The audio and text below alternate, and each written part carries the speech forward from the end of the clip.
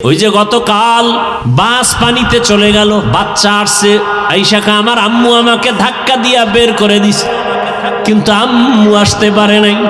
বাচ্চা কাঁদে, আমি কাকে আম্মু বলে ডাকবো? এগুলো দেখে সহ্য করা যায় না রে বাবা। কিসের জন্য পাগল হয়ে দৌড়াই নাম? ওই যে আপনাদের কুমিল্লা এলাকায় ট্রেনের ধাক্কায় বাসে মানুষ মরে গেল, ঈদের জামা কাপড় পরে আছে, ঈদের বাজার জামা কাপড় সব পরে আছে, জামা কাপড় নিয়ে যাবে আনন্দ করতে, কপাল বড় খারাপ, জামা কাপড় রাস্তায় পড়ে রইল, লাশ হয়ে গেল। আনন্দের জায়গায় কান্নার আওয়াজ, কান্নার আওয়াজ। আপনাদের পার্শ্বে নোয়াখালী ওমরা করতে গিয়া মা বাবা সন্তান সহ সব অ্যাক্সিডেন্ট করে মারা গেছে, একটা মেয়ে বেঁচে আছে, এটারে নিয়ে আসছে দেশে, জানায় না তোর মা বাবা মরে গেছে, বলছে হসপিটালে অসুস্থ। যখন আর লাশ আনতে পারে না, ওই মেয়েটাকে এতদিন খেলনা দিয়ে আনন্দ দিছে, কিন্তু যখন কানে আওয়াজ দিছে তোর আব্বু আম্মু নাই, বাচ্চাটা হাউমাউ করে কান্না করে, আমি কাকে আম্মু বলে ডাকবো, কাকে আব্বু বলে ডাকবো? কিসের আনন্দ রে বাবা? এমন একটা দিন নাই যে যুবকের লাশ নাই, পানির নিচে লাশ, গাড়ির নিচে লাশ, ঘুমের বিছানায় লাশ। কয়েকদিন আগে বরযাত্রী বিয়া কইরা রওনা গাড়িতে, সব একসাথে শেষ খুলনা এলাকায়। কিসের দুনিয়া? কিসের দুনিয়া? কিসের দুনিয়া? একটু কি চিন্তা করছি কি উপায় হবে আপনার আমার মরণকাল? হে খোদা দয়াময় রব্বুল আলামিন,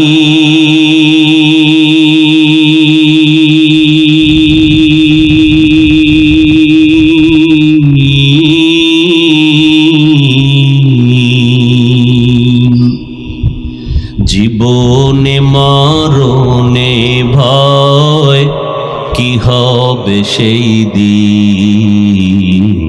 হে খোদা, হে খোদা দয়াময় রব্বুল আলামিন,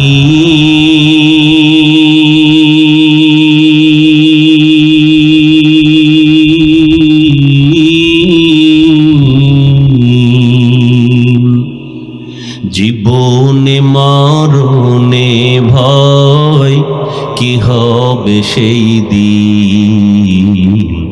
হে খোদা, ধরাতে আসিয়াজি বড়ই অসহায়,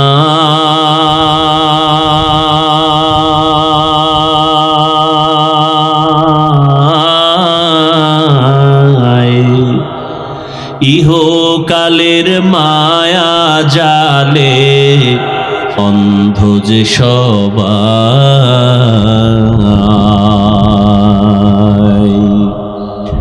ধরাতে আসিয়াজি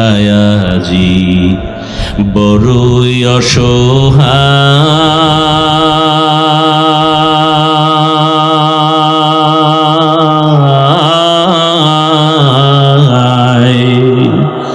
ইহকালের মায়া জালে অন্ধ যে সবাই,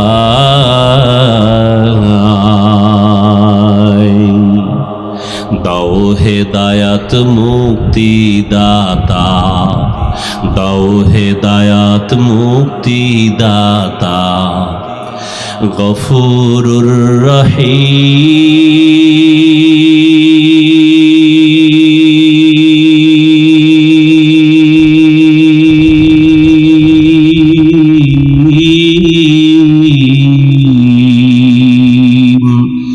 জীবনে মরণে ভয়, কি হবে সেই দিন? হে খোদা, হে খোদা দয়াময় রব্বুল আলামিন।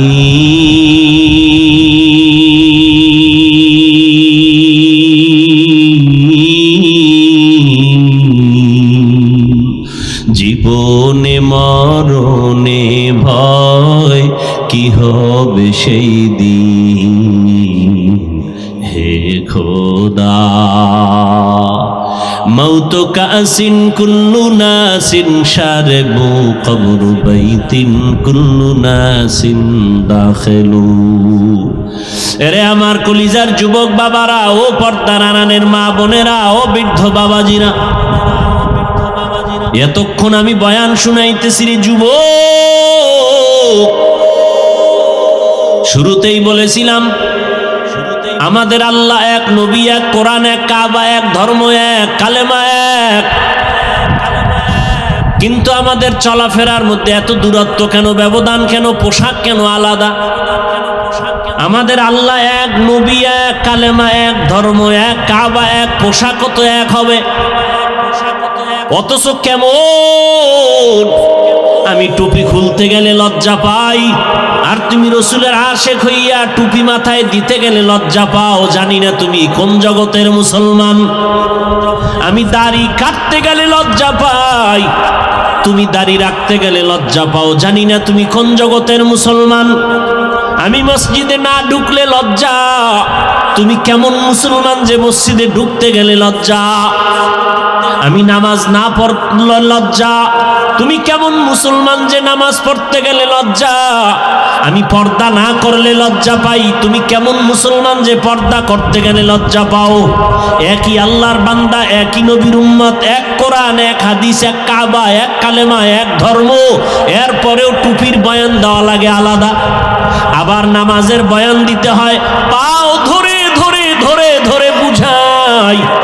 হিন্দুদের যদি বুঝাইতাম ওরা মদিনার আশেক হয়ে যেত, খ্রিস্টানকে যদি পাও হাত দিয়া বুঝাইতাম ওরা আশেক হয়ে যেত। কিন্তু হলো কি আজ বুঝলাম না, এক আল্লাহর গোলাম হওয়ার পরেও কেন এক মসজিদে এক জামাতে আমরা হাজির হতে পারি না, এক নবীর উম্মত হইয়াও কেন এক পোশাকে চলতে পারি না। টুপি মাথায় দিতে বাধা কেন, দাড়ি রাখতে বাধা কেন, পর্দা করতে বাধা কেন? তবে এই বাহাদুরি কেন রে বাবা? কিসের আশা? টাকা পয়সা দুনিয়া কই? টাকাওয়ালার টাকা আছে, টাকাওয়ালা মরে গেছে। যমুনা গ্রুপের মালিক করোনায় মারা গেল, কিচ্ছু নিয়ে যেতে পারে নাই, 3টা সাদা কাপড়। করোনায় পড়িয়া কোটি কোটি টাকা দিতে চাইলো ডাক্তারকে সিঙ্গাপুরে নেওয়ার জন্য। আমার প্রাণটা ভিক্ষা দাও। কোটি কোটি হাজার কোটি টাকা দিয়েও প্রাণ আর ফেরত পায় নাই। ও যুবক, তার মানে আমি এটা বুঝাতে চাই না এলাকার সব যুবকেরা আমাদের মতো হুজুর হয়ে পাগড়ি লাগাও, তা বলতে চাই না। আমি তাবলীগের সন্তান, তার মানে তোমরাও সব তাবলীগে যাও, না হয় জাহান্নামে যাইবা, তাও বলবো না। আমি কওমি মাদ্রাসার সন্তান, তোমরাও কওমি মাদ্রাসায় যাও, স্কুলে তালা লাগাও, তাও বলতে চাই না। বরং আমি বলতে চাই তুমি স্কুলে পড়ো, কলেজে পড়ো, চাকরি করো, ব্যবসা করো, বাধা নাই। ওখানে থেকে তুমি মদিনার আদর্শ অনুযায়ী চলো, ওখানে থেকেই তুমি ডাক্তার হও, ইঞ্জিনিয়ার হও, তুমি প্রফেসর হও, তুমি ওসি ডিসি এসপি হও, বাধা নাই। বরং আমি দিল খুলে দোয়া করে গেলাম তুমি ওখানে থেকে ডাক্তার হও, নবীর আদর্শ মতো চলো, কোনো বাধা নাই। একটু মাথা ঘুরাইয়া চোখটা খুলিয়া গভীরভাবে তাকাও। আমাদের মতো হুজুর হতে বলি না, তোমার মতো লাইনের যুবকটা তাকাইয়া দেখছো স্কুল কলেজে পড়িয়াও 5 ওয়াক্ত নামাজ পড়ে আসে না নাই? আর ওয়াজের দরকার নাই, তোমার জন্য এটাই জীবনের শেষ ওয়াজ। তুমি নিজেকে প্রশ্ন করো, তোমার কপালে কার বরদোয়া লাগছে, কার অভিশাপ লাগলো? তুমি কেন স্কুলে পড়ে নামাজ পড়তে পারো না? তোমার মতো যুবক র্যাব, আর্মি, পুলিশ, বিডিআরের চাকরি করে নামাজ পড়ে, সত্য বলো, আছে না নাই? বলো তুমি কেন পারো না? তোমার মতো যুবক রাস্তায় গাড়ি চালায়, নামাজ পড়ে, আসে না নাই? তোমার পায়ে হাত রেখে প্রশ্ন করি, তুমি পারো না কেন বলো? তোমার পাও ধরলে তুমি পড়বা কিনা বলো? আমি নিচে নেমে পাও ধরি, বলো।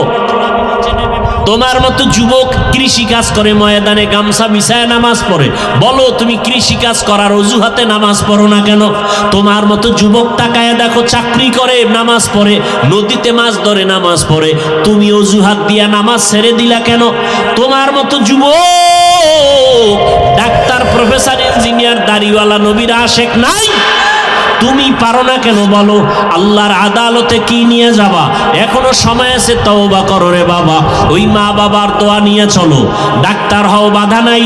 ওরে তোমার মতো যুবক দুনিয়াতে চোখ দিয়া তাকায় যদিও দেখতে পারে না সম্মান কত, মরণের পরে কিন্তু ঠিকই দেখছে পুরা ঢাকার শহর জানাজায় ভরপুর হয়ে গেছে। ভুলে গেছো কে?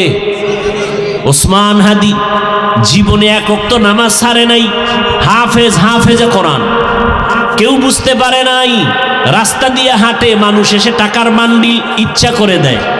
মরণের পরে অ্যাকাউন্ট চেক করা হলো, কোটি কোটি টাকা সারা বিশ্বের মানুষ ওকে ভালোবাসা দিয়ে পাঠাইছে।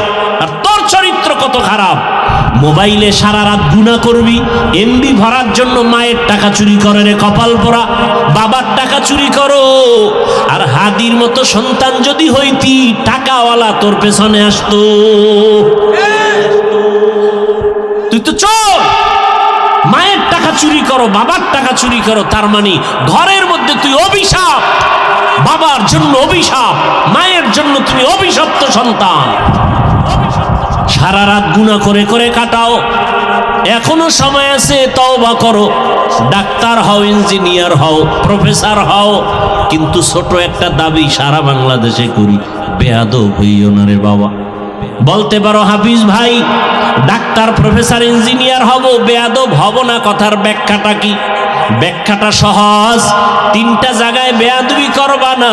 আল্লাহর কসম একবার, আল্লাহর কসম দুইবার, আল্লাহর কসম তিনবার, ওয়াল্লাহি বিল্লাহি তাল্লাহি, তিন জায়গায় যদি তুমি বেয়াদবি না করো, ডাক্তার হলেও তুমি চিরসম্মানিত হবে, ইঞ্জিনিয়ার হলেও তুমি জগৎ বিখ্যাত সম্মানের চেয়ার পাবে, চ্যালেঞ্জ দিলাম। আর যদি তিন জায়গায় বেয়াদবি করো, আল্লাহর কসম ডাক্তার হলেও জুতার বাড়ি খেয়ে তাসলিমার মতো পালাতে হবে। তাসলিমা নাসরিন এমবিবিএস ডাক্তার, কিন্তু কপাল এতটাই খারাপ, আর মরলেও লাশে জমিনে আসবে কিনা সন্দেহ। অন্যদিকে তাকাইয়া দেখো, ডাক্তার জাকির নায়েকের নাম জানোনি যুবক? সম্মানিত নাকি অসম্মানিত?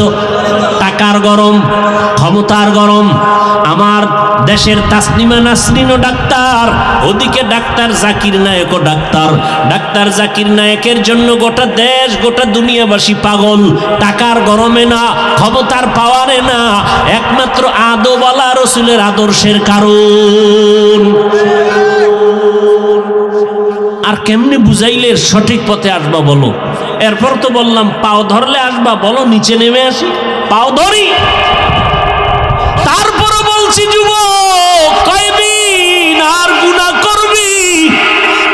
মানুষের মনে শখ থাকে, সিনেমা হলের মধ্যে গেলে কি না জানি মজা, পার্কে পার্কে গেলে কি না জানি মজা। মনের শখে কম তো যাও না, এবার পায়ে হাত রেখে বলি তওবা করে ফিরে যাও। মনের শখে দাড়ি কাটছো, কি জানি মজা, এবার হাতে পায়ে অনুরোধ করে ধরে বলি এবার তওবা করো। মনে শখ লাগছে নারীদের নাচ গান দেখবা, মজা, মনের শখ মিটায় নাচ গান করছো, এবার ফিরে যাও, তওবা করো। আগামীকাল বেঁচে থাকার গ্যারান্টি আছে?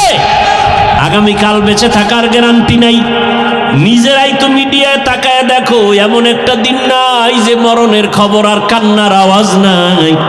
ওদের দিকে তাকাইয়াও কি তোমার দিল নরম হয় না? ওরে ঘুমের মধ্যেও কি মরণ হতে পারে না?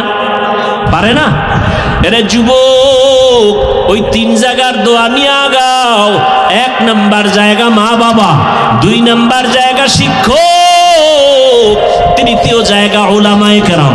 এই তিন জায়গার দোয়া নিবা, কসম আল্লাহর, জীবনটা ধন্য হবে। ডাক্তার হলো, প্রফেসর হলো, ইঞ্জিনিয়ার হলো, এমপি হলো। আর এই তিন জায়গায় যদি বেয়াদবি করো, ডাক্তার হলেও জুতার বাড়ি, ইঞ্জিনিয়ার হলেও জুতার বাড়ি। মা বাবার দোয়া নিয়ে চলো, শিক্ষকের দোয়া নিয়ে চলো, ওলামায়ে কেরামের দোয়া নিয়ে সামনে আগাও। অনুরোধ, যদি অজান্তে কোনো বেয়াদবি হইয়াই যায়, মায়ের কাছে গিয়া ক্ষমা চাও, বাবার কাছে গিয়া ক্ষমা চাও। শিক্ষকের সাথে যদি গোপনে বেয়াদবি হইয়াই থাকে অজান্তে, গোপনে গিয়া ক্ষমা চাইও, আল্লাহ তোমার মর্যাদা বাড়ায় দিবেন। ওলামায়ে কেরামের সাথে যদি দূরে থাকিয়া বা কাছে বসে অজান্তে বেয়াদবি করিয়াও থাকো, গোপনে গিয়া ক্ষমা চাইও, কপাল খুলে যাবে। ও আমার যুবক, মা বাবার দোয়া ছাড়া সফলতা আসবে না কসম আল্লাহর। শিক্ষকের দোয়া ছাড়া লেখাপড়ায় কামিয়াবি আসবে না আল্লাহর কসম। যারা শিক্ষকের সাথে বেয়াদবি করেছে তারা রাস্তায় পাগল হয়ে ঘুরতেছে। বহু যুবকের দেখছি ল্যাংটা পাগল, কিন্তু ইংলিশে কথা কয়। আমি দেখছি বিষয়টা কি, ভালো ছাত্র ছিল, বেয়াদবি করে বরদোয়া নিয়ে পাগল হয়ে গেছে। বহু যুবক দেখছি রাস্তায় পাগল হয়ে ঘুরে আরবিতে কথা বলে।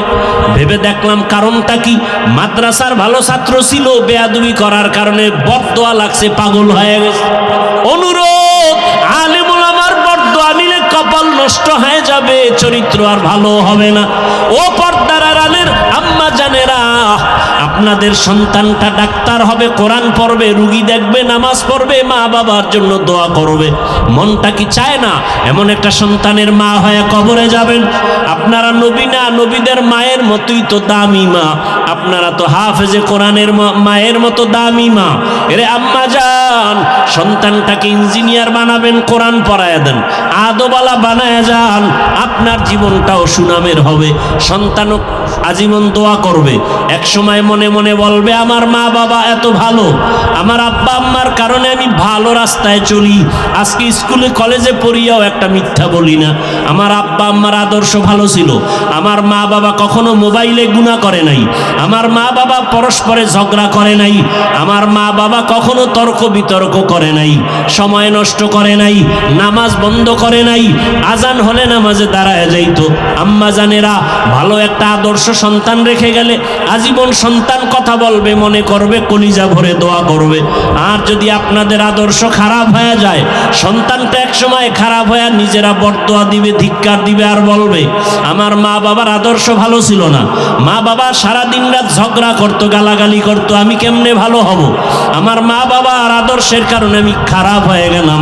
আমার মা বাবা মোবাইল নিয়ে পড়ে থাকতো, আমার আব্বা বেগানার দিকে তাকাইতো, আমার আম্মা বেগানার সাথে মোবাইলে কথা বলতো, আমার মা বাবা নামাজের ধারেও যেত না। আজ আমার মা বাবার কারণে আমি ভালো হতে পারি নাই। অতএব আমি মা বাবাদেরকে অনুরোধ করি, এখনো সময় আছে, তওবা করেন, আল্লাহর কাছে দোয়া করেন, চোখের পানি ছেড়ে সন্তানটাকে বুঝাইয়া দিনের পথে রাখেন। ডাক্তার হলেও যেন নামাজ ছেড়ে না দেয়, ইঞ্জিনিয়ার হবে, নামাজ ছাড়বে না, কোরআন তেলাওয়াত ছাড়বে না, এমন একটা সন্তান তৈরি করার জন্য রেডি হয়ে যান। মায়ের দোয়ার সে আজিমে যাইতে দেরি হবে না। যুবকদেরও বলি, এখনো সময় আছে, দোয়া নিয়ে আগাও। মা বাবার দোয়া নাও, বাবার দোয়া আল্লাহর আদালতে চলে যাবে। অন্যায় যদি করে থাকো, ওই মা বাবা তোমার কেমন বড় ছায়া, কেমন বড় সম্পদ, এটা মরে গেলে তুমি বুঝবা, তখন আফসুস করেও লাভ হবে না। ওরে যার মা নাই, যার বাবা নাই, সে বুঝে মা বাবা কেমন সম্পদ, কেমন রত্ন। যার মা নাই, বাবা নাই, দোয়ার দরজাগুলো বন্ধ হয়ে গেছে, আর যার মা বাবা আছে তার দোয়ার দরজা খোলা আছে। বাসায় যাইয়া আল্লাহর কাছে তওবা করে যাও, মনে মনে আমার আল্লাহকে ডাকো, আর জীবনে নামাজ ছাড়বা না, দাড়ি কাটবা না, বেপরদায় চলবা না, মা বাবার সাথে বেয়াদবি করবা না, ওলামায়ে কেরামের দোয়া নিয়া, পরামর্শ নিয়া, শিক্ষকের দোয়া নিয়া, নবীর আদর্শ মেনে চলবা। ঘরে গিয়া মায়ের দোয়া নিয়া চলবা। মাকে গিয়া যদি বলো, মা জীবনে কত বেয়াদবি করেছি, আজকে ওয়াজের প্যান্ডেলে কত যুবক তওবা করলো, মোনাজাতে কান্না করলো, ও মা আমার চোখে কেন পানি নাই? গুনার কারণে আল্লাহ বেজার হয়ে গেছে, আজকে তোমার কাছে ক্ষমা চাই, তুমি আমার মাথায় হাত দিয়া দোয়া করে দাও, আর বেয়াদবি করব না। মা তুমি আমাকে মাফ করে দাও। যদি মাকে বলতে পারো, দেখবা মায়ের চোখে পানি চলে আসবে। মা মাথায় হাত দিয়া বলবে, ও আরশে আজিমের মালিক, আমার কলিজার সন্তানটাকে তুমি মাফ করে দাও, কবুল করে নাও। মা যখন দোয়া করবে আর সে আজিমে চলে যাবে রে বাবা, ওই মা বাবার দোয়া নিয়া তুমি স্কুলে পড়ো, কলেজে পড়ো, চাকরি করো, মনটাকে বুঝাইয়া চলো। তোমার মতো যুবক যদি জেনারেল লাইনে থাকিয়া নামাজ পড়ে মা বাবার আদর নিয়ে চলে, তুমি পারবা না কেন? এখনো সময় আছে, যদি শয়তানের ধোঁকা থেকে বাঁচিয়া এখনো তওবা করতে পারো, নাজাতের দরজা খুলে যাবে। এখনো যদি তওবার নিয়ত করতে পারো খাঁটিভাবে, জানি না কার কপাল খুলবে কার কপাল পুরবে জানা নাই, যার কপাল চায় তওবার জন্য তৈয়ার। আর মরিয়া গেলে নামাজ ছাড়বা না, দাড়ি কাটবা না, বেপরদায় চলবা না, মা বাবার দোয়া, শিক্ষকের দোয়া, উলামা একরামের দোয়া নিয়া নবীর আদর্শ মেনে চলবা। তওবা করার মতো যদি অন্তর তৈরি হয়, মুনাফিকি যদি না থাকে, খাঁটি তওবার নিয়ত যাদের আছে, দুটো হাত আমার আল্লাহকে দেখায় দাও। আয় আল্লাহ, হাতগুলো কবুল করে নেন, তওবা কবুল করে নেন, তওবার উপরে মজবুত হইয়া চলার মতো তৌফিক দান করেন, আমিন। মহতি এ মাহফিলে উপস্থিত মোহতারাম সম্মানিত সভাপতি, প্রধান অতিথি, বিশেষ অতিথিবৃন্দ, হযরত উলামায়ে কেরাম, অত্র অঞ্চলের বিভিন্ন স্থান থেকে আগত আল্লাহ পাকের আশিকিন, জাকিরিন, শাকিরিন, মুহিব্বিন, মুরব্বিয়ান এজাম, কলিজার টুকরা আমার সমবয়সী যুবক বন্ধুগণ, স্নেহের ছোট ভাই, পর্দার আড়ালে মা বোনেরা, দয়াময় রব্বুল আলামিনের দরবারে শুকর যে রব্বুল আলামিন আমাদেরকে সুস্থতার নিয়ামত দান করেছেন, আলহামদুলিল্লাহ। জীবনের এক অমূল্য সম্পদ আমাদের সুস্থতা। আল্লাহ আমাদের সুস্থতাকে দায়েমান কবুল করেন। এখনো যারা অসুস্থ তাদেরকেও আল্লাহ সুস্থ করে দিন। যারা আমাদের জীবনের অধ্যায় থেকে বিয়োগ হয়ে গেছেন, কবরবাসী হয়ে গেছেন, আল্লাহ তাদেরকে জান্নাতুল ফেরদাউস দান করেন। বিশেষ করে রমাজান সহ ঈদ, এই আনন্দ ভ্রমণের বিভিন্ন ফাঁকে যে সমস্ত প্রাণ অকাতরে ঝরে গেল, বিভিন্ন অ্যাক্সিডেন্ট, গাড়ি, স্টিমার, লঞ্চ, অগ্নিকাণ্ড, চোখের সামনে যেগুলো দেখা কষ্টের বিষয়, সহ্য করার মতো না, আল্লাহ তাদেরকে শাহাদাতের মর্যাদা দান করেন। চলার পথে আল্লাহ আমাদের সব ভাইকে সর্বদিক থেকে কুদরতের দ্বারা হেফাজত করেন। হাজারো লাখো মানুষের মধ্য থেকে আল্লাহ আমাদেরকে কবুল করেছেন। এটা আল্লাহর দয়া না করলে সম্ভব। আর একবার শুকর আদায় করি, আলহামদুলিল্লাহ। দরুদ ও সালাম সৈয়দুল মুরসালিন, রহমতুল লিল আলামিন, শফিউল মুজনিবিন, খাতামুন নবিয়্যিন, সৈয়দুস সাকালাইন, ইমামুল মুরসালিন, শফিয়ে আজম, রসুল আকরম, রহমত আলম, নবিয়ুল আরব আল আজম, হাবিবে কিবরিয়া, আশরাফুল আম্বিয়া, সৈয়দুল আম্বিয়া, শফিয়ে মাহশর, সাকি কৌসর, आका इनामदार, मदीना का ताजदार, आफ्ताब नबूवत, फ़ख्र मौजूदात, सैयदुल मखलूक़ात, हज़रत मुहम्मदुर रसूलुल्लाह। সবাই পড়েন সাল্লাল্লাহু আলাইহি ওয়া আলিহি ওয়াসাল্লামের উপর। রসুলের উপরে দরুদ পড়লে লাভ না ক্ষতি? আমরা পড়ব না, কারা পড়বে? শুধু মাদ্রাসাওয়ালারা। যত বেশি দরুদ পড়বেন তত বেশি দুনিয়াতেও লাভবান হবেন, আখেরাতেও লাভবান হবেন। সহজ একটা আমল, দরুদের আমল। সাল্লাল্লাহু আলাইহি ওয়া আলিহি ওয়াসাল্লাম একবার পড়বেন, সাথে সাথে 3টা পুরস্কার পেয়ে যাবেন। সুবহানাল্লাহ আসে না? কয়টা পুরস্কার? প্রথম পুরস্কার 10টা গুনাহ মাফ হয়ে যাবে। দ্বিতীয় পুরস্কার 10টা নেক আমল নামায় যোগ হবে। তৃতীয় পুরস্কার আল্লাহর দরবারে 10 গুণ মর্যাদা বেড়ে যাবে। এই 3 পুরস্কার কতবার পড়লে? যদি 100 বার পড়েন, 200 বার পড়েন, 300 বার আমল করি, খুব সহজ। কিসের তাবিজ লাগান? দরুদের থেকে আর বড় তাবিজ দুনিয়াতে নেই। করেন না, দরুদের আমল করি না, অথচ আল্লাহর রসুল বলেন পৃথিবীতে সব থেকে কঞ্জুস কৃপণ ওই ব্যক্তি যে আমার নাম শুনে দরুদ পড়ে না।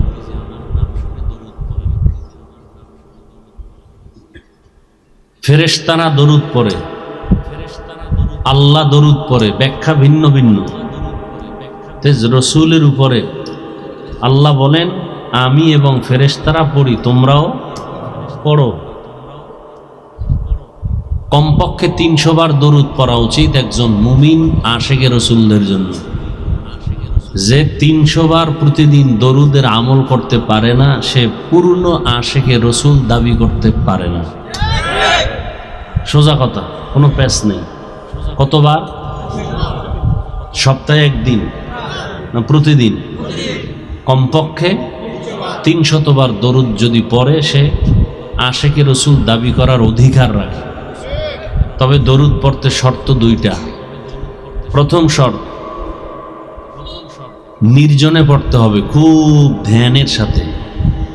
দ্বিতীয় শর্ত, পবিত্র অবস্থায় পড়তে হবে।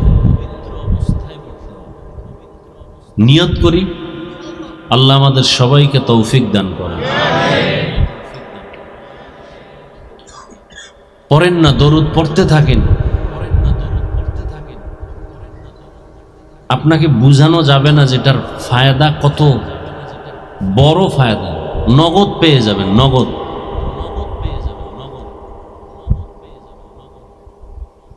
ঘরে অসুস্থ রোগী, দরুদ পড়েন। ব্যবসায় ঝামেলা, দরুদ পড়েন। কিসের মুসিবত দেখবেন আসছে মুসিবত, দরুদের আমল শুরু করে দেন, শেষ হওয়ার আগে মুসিবত দূর হয়ে যাবে। সব থেকে বেশি উত্তম হলো যে দরুদটা আমি খুতবায় পড়লাম, আমরা নামাজে পড়ি, এটা পড়া। না পারলে অন্তত এই সংক্ষেপটা পড়বেন, সাল্লাল্লাহু আলাইহি ওয়া আলিহি ওয়াসাল্লাম। শুধু রসুলের জন্য দরুদ না, দোয়া করলে রসুলের আহাল যারা তাদের জন্য দোয়া করবেন। অন্যের জন্য দোয়া করলে নিজের জন্য আগে কবুল হয়। আমি দোয়া করলাম আল্লাহ এই এলাকার সব মানুষকে মাফ করে দেন, সাথে সাথে একজন ফিরিস্তা এসে আমার পেছনে দাঁড়ান। আল্লাহ জিজ্ঞেস করেন বান্দা কার জন্য দোয়া করলো? আল্লাহ তো জানেন, ফেরেশতাকে সাক্ষী বানাচ্ছেন। ফেরেশতা বলেন রব্বুল আলামিন এলাকার সব মানুষের জন্য দোয়া করেছে। বলে নিজের জন্য করে নাই? বলে না। কি দোয়া করেছে? বলে সবাইকে মাফ করে দেন বলে বলেছে। বলে তুমি সাক্ষী থাকো, তাকে আগে মাফ করে দিল। আমরা তো দোয়া অন্যের জন্য করতে চাই না, মনের ভিতরে ভয়, যদি দোয়া সব অমুকে পেয়ে যায় আমি কি পাবো। গ্রাম অঞ্চলের মসজিদগুলোতে এই প্রবণতা, ধর্মীয় জ্ঞানের অভাব। ইমাম সাহেবকে বলে হুজুর আব্বার জন্য দোয়া করেন,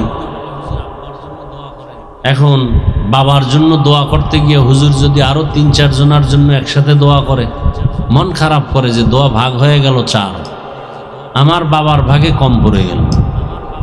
এরকম জ্ঞান পাপী আমাদের সমাজে আছে। আরো কিছু মূর্খ আছে, বাবার নাম কয় নাই, এই জন্য খুব খেপা। হুজুর দোয়া করলেন, বাবার নাম বললেন না, এটা কেমন দোয়া হলো? আল্লাহ চিনবে আমার বাবাকে? এরকমও জ্ঞান পাপী আমাদের সমাজে আছে। নাম বলতে হবে। এরা কারা? যারা জানাজার স্টেজে বসে বলে হুজুর বাংলা নিয়ত বলেন। আছে না নাই? রসুলের ভাষা বাংলা, আপনি বাংলা বলেন কেন? আপনাকে কে শিক্ষা দিল বাংলা নিয়ত? সাহাবায়ে কেরামের নিয়ত আরবি, আলেমদের নিয়ত আরবি, কোরআনের ভাষা আরবি, জান্নাতের ভাষা আরবি, নামাজের শব্দ আরবি। না নামাজে বাংলা আছে?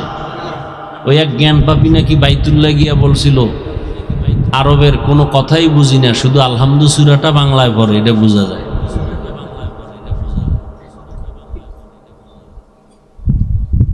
বলে বাংলা নিয়ত বলেন। কিসের নিয়ত? কোরআন হাদিস পড়ি আমরা আলেম ওলামারা, আপনারা আলেম ওলামাদের থেকে বেশি বুঝেন। নিয়তের সম্পর্ক ঠোঁটে নয় অন্তরে। নিয়তের সম্পর্ক ঠোঁটে না অন্তরে? ঠোঁটে কিসের নিয়ত? আপনি মসজিদে যাবেন ফজরের সময় জহুর পড়ার জন্য, কোন নামাজ? এ তো অন্তরে নিয়ত হয়ে গেছে, আবার ঠোঁটে কিসের নিয়ত?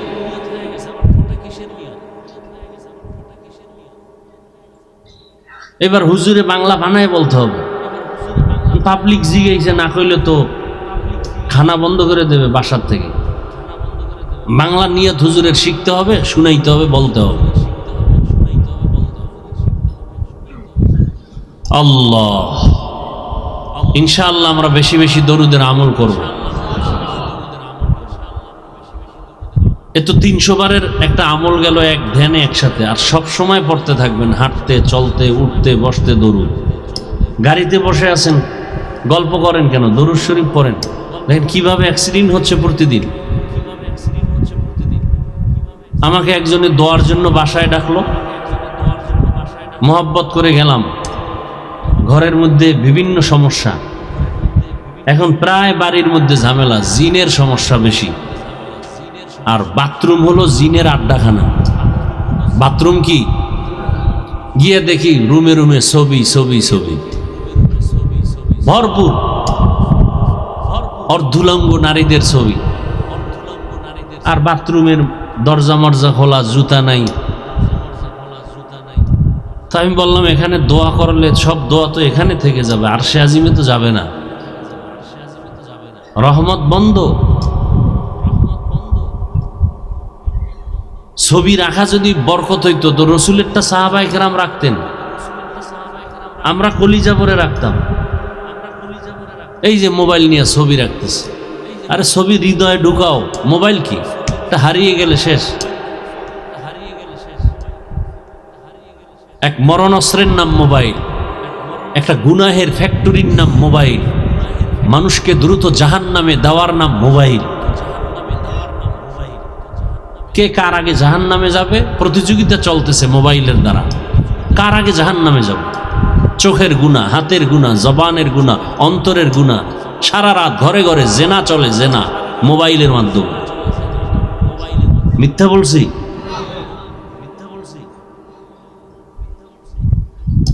মুসিবত আসবে না কেন? আপনি এখান থেকে কুমিল্লা যাবেন, বরুড়া যাবেন, গাড়িতে উঠছেন, ঘর থেকে বের হওয়ার সময় তো আপনার সুন্নত অনুযায়ী বের হবেন, ডান পা দিয়ে বের হবেন, রসুলের সুন্নত। সুন্নত মানলে সে সুন্নি আশেক। যে সুন্নত মানে না সে তো রসুলের আশেক না, সে তো ভণ্ড। রসুলের সুন্নত কি? ঘর থেকে বের হলে কোন পা? ডান পা দিয়ে বের হবে এবং দোয়া পড়বে, বিসমিল্লাহি তাওয়াক্কালতু আলাল্লাহ। কার উপরে ভরসা? কয়জনে পড়েন? আচ্ছা পারেন না, বিসমিল্লাও কি পারেন না? তো শুধু বিসমিল্লাহ বলে বের হন। এরপরে দরুদে ইব্রাহিমী পড়েন একবার। আমি তো এগুলো জেনে শুনে বলতেছি, আর আমি আমল করি আলহামদুলিল্লাহ। আমল না করে আপনাকে বলছি না। বিসমিল্লাহ বলে বের হবেন ডান পা দিয়া, এবং দরুদে ইব্রাহিমী পড়বেন, যেটা নামাজে পড়ি একবার। এরপরে যখন কোনো বাহনে উঠবেন 5টা সূরার আমল করবেন, বিসমিল্লাহ সহ, কুল ইয়া আইয়ুহাল কাফিরুন, এরপরে ইজা যা, এরপরে কুল হুয়াল্লাহ, বিসমিল্লাহ সহ, এরপরে সূরা ফালাক, এরপরে নাস। আল্লাহ একদল ফেরেশতা আপনার পাহারাদার বানায় দিবেন, বাড়ি পর্যন্ত আবার পৌঁছানো।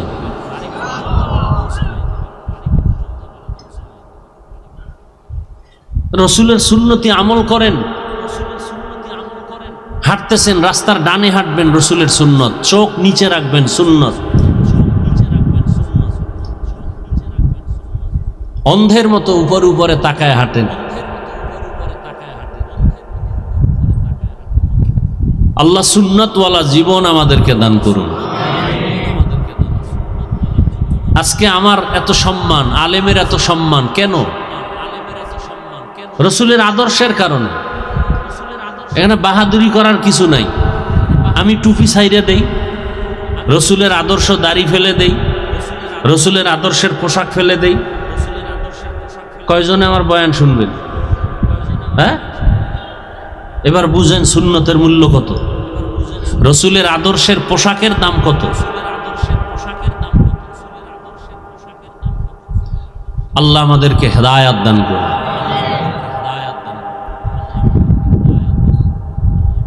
সবার জন্য দোয়া করি যারা এই সুন্দর আয়োজন করেছেন, সময় পরামর্শ দিয়েছেন, অর্থ দিয়েছেন, প্যান্ডেল করেছেন, মাইক লাইট দিয়ে সহযোগিতা করেছেন। আল্লাহ সবাইকে কবুল করেন।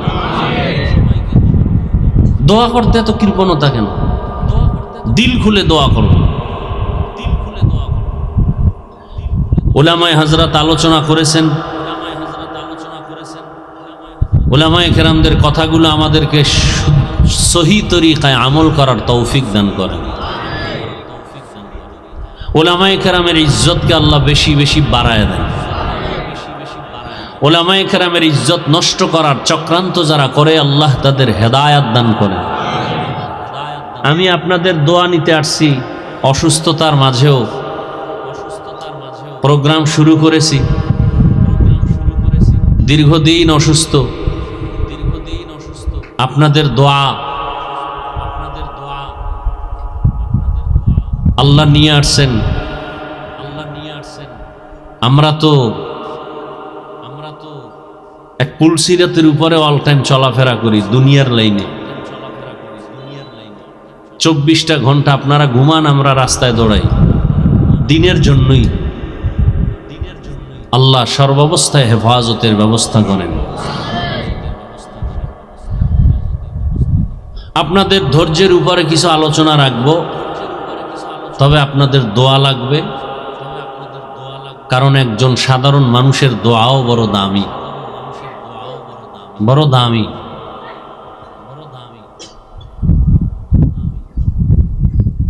কোরআনে হাকিমের সূরা আলে ইমরানের এক আয়াত পড়েছি, রসুলের একটি হাদিসের অংশ পড়েছি। ইখলাস রুহানিয়তের সমন্বয়, সহি নিয়তে, সহি তরিকায়, সহি কিছু কথা আয়াত হাদিসের আলোকে আমি বলতে পারি, আপনারা শুনতে পারেন। সে তৌফিক আমার আল্লাহ দয়া করে আমাকে দান করুন, আপনাদেরকেও দান করুন। দোয়া পর্যন্ত থাকার নিয়ত আছে না মাঝখানে আবার বিড়ির নেশা উঠবে? আল্লাহ সবাইকে শেষ দোয়া পর্যন্ত কবুল করেন। আয়াত হাদিসের তর্জমাটা বলে নেই, এরপরে কিছু ব্যাখ্যা। আল্লাহর ওয়াস্তে অনুরোধ, কেউ বিশৃঙ্খলা করবেন না, ডিস্টার্ব করবেন না, উঠা বসা করবেন না। আল্লাহ বলেন, ইয়া আইয়ুহাল্লাযীনা আমানুত্তাকুল্লাহা হাক্কা তুকাতিহ। ও মুমিন, নারী পুরুষ, ধনী গরিব, শিক্ষিত অশিক্ষিত, তোমরা আমি আল্লাহকে ভয় করো, ভয় করার মতো হক আদায় করে। ওয়ালা তামুতুন্না ইল্লা ওয়া আনতুম মুসলিমুন। এবং তোমরা কেউ মুসলমান না হওয়া পর্যন্ত মৃত্যুবরণ করিও না। নবীজি হাদিসে বলেন, আলা, সাবধান হে উম্মত, কুল্লুকুম রাইন, তোমরা প্রত্যেকেই দায়িত্বশীল। অকুল্লুকুম মাসউলুন আন রাইয়াতিহি, এবং সব দায়িত্বশীল আল্লাহর আদালতে জিজ্ঞাসিত হবে, প্রশ্নের কাঠগড়ায় দাঁড়াবে। আয়াত হাদিসের তর্জমা শেষ। হাদিসের উপরে কিছুক্ষণ কথা বলবে, এরপরে আয়াতের উপরে। তৌফিক দিবেন কে? আল্লাহ। ওয়ামা তৌফিকি ইল্লা বিল্লাহ। আল্লাহ তৌফিক না দিলে সম্ভব তাআতু তৌফিক তাআত হামজাতু ই আমানাত ওয়া ইজাবাত হামজাতু। তৌফিক এটা আল্লাহর স্বতন্ত্র একটা নিয়ামত। পয়গম্বর সুলাইমান আলাইহিস সালাম, তার বাবার নাম জানেন কেউ? কেউ জানেন না? সুলাইমান নবীর বাবার নাম কি? দাউদ আলাইহিস সালাম। একদিকে তারে আল্লাহ দান করছেন নবুয়ত, অপরদিকে আল্লাহ তাদেরকে দান করছেন হুকুমত। একদিকে নবী, অন্যদিকে রাষ্ট্র পরিচালক, রাজনীতিবিদ ব্যক্তি। আমরা তো রাষ্ট্র চালানোটাকে স্বাভাবিক ভাষায় রাজনীতি বলি, ঠিক না?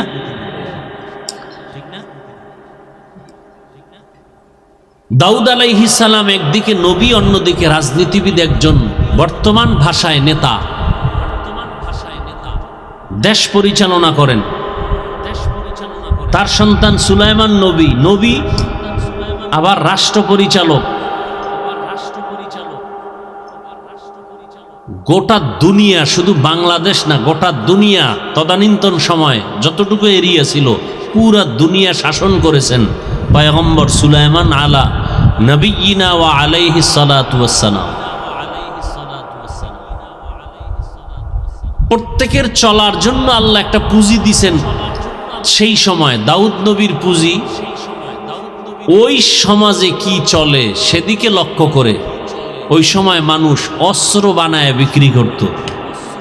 দাউদ নবীকে আল্লাহ সে ক্ষমতা দিলেন, লোহা হাতে স্পর্শ হলে মোমের মতো নরম হয়, আর নবী তা দিয়ে অস্ত্র বানান, বাজারে বিক্রি করেন। অন্যদের অস্ত্রের দাম বেশি, দাউদ নবীর অস্ত্রের দাম কম। অন্যদের অস্ত্র ভারী, দাউদ নবীর অস্ত্র হালকা। অন্যদের অস্ত্র ধারালো কম, রসুলের দাউদ নবীর অস্ত্র খুব ধারালো। বিক্রি করেন, সংসার চালান, কষ্ট করেন। আল্লাহ একদিন বললেন, দাউদ তোমাকে নবুয়তার হুকুমত দিলাম, আমার শুকর আদায় করো। দাউদ আলাইহিস সালাম বললেন, আল্লাহ আপনি তৌফিক না দিলে পারবো না। আল্লাহ বলেন, আমি তৌফিক দিলাম। দাউদ নবী বললেন, এরপরও পারবো না। বলে কেন? বলে আপনার তৌফিক এত বড়, সেই তুলনায় আমার শুকর খুব ছোট। আমার শুকর খুবই ছোট, আপনার তৌফিক নামের নেয়ামত অনেক বড়। আল্লাহ বলেন, এটা তুমি যখন বুঝতে পেরেছো, উপলব্ধি করেছো, আমি এই উপলব্ধিটাকেই শুকর হিসাবে কবুল করে নিলাম।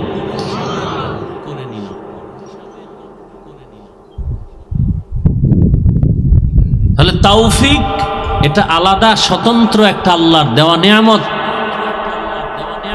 আল্লাহ তৌফিক না দিলে সম্ভব না।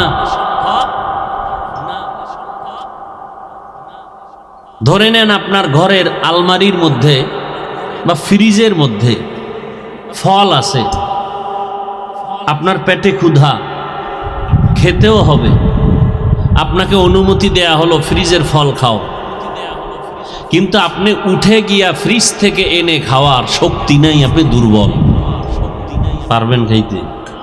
পারবেন না।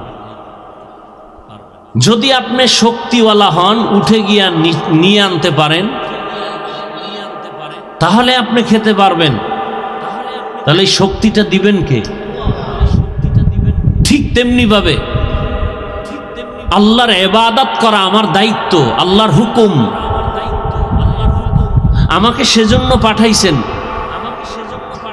মসজিদও রেডি, মুয়াজ্জিন আজানও দিছেন, আমিও নামাজের জন্য জানি আমার দরকার, কিন্তু আমি অসুস্থ বিছানায় থাকি, মসজিদে যেতে পারবো? তৌফিক দিবেন কে? আল্লাহ। আর আল্লাহর কাছে তৌফিক চাইতে হয়, আল্লাহ চাইলেই দিয়ে দেন। আল্লাহ দিবেন না তো কাকে দিবেন? আল্লাহর প্রিয় মানুষ ছাড়া কোনো প্রাণী নেই। তো যাই হোক, নবীজি হাদিসে বললেন যে কথাটা, দুনিয়ার সমস্ত মানুষ দায়িত্বশীল। আল্লাহর আদালতে সকলকেই দাঁড়াতে হবে জবাব দেওয়ার জন্য, দায়িত্ব পালন করা লাগি না। নবীজি হাদিস শুনাইলেন, সাহাবায়ে কেরামদের মধ্যে প্রশ্ন শুরু হলো জানার জন্য।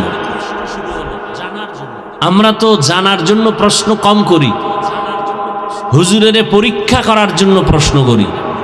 জবাব দিতে না পারলে চায়ের দোকানে গিয়ে বলে, এই হুজুরের পিছনে নামাজ তো এই জন্যই পড়ি না, কোনো এলেমি নেই। নবীকে প্রশ্ন করলেন, ইয়া রাসূলুল্লাহ, দায়িত্বশীল হইয়া আল্লাহর আদালতে দাঁড়াতে হবে, কে দায়িত্বশীল এবং কার উপরে, কি বিষয়? নবী বললেন, দুনিয়ার সব মানুষ, কিছু আছে মানুষ অধীনে কাজ করে, কিছু কর্তা হয়ে কাজ করায়। দুনিয়ার যত মানুষ অধীনস্থদেরকে দিয়ে কাজ করায়, তাদের কর্তা হয়া গার্ডিয়ানের ভূমিকায় যিনি থাকবেন, ওই গার্ডিয়ান, ওই কর্তা হলো অধীনস্থদের জন্য দায়িত্বশীল।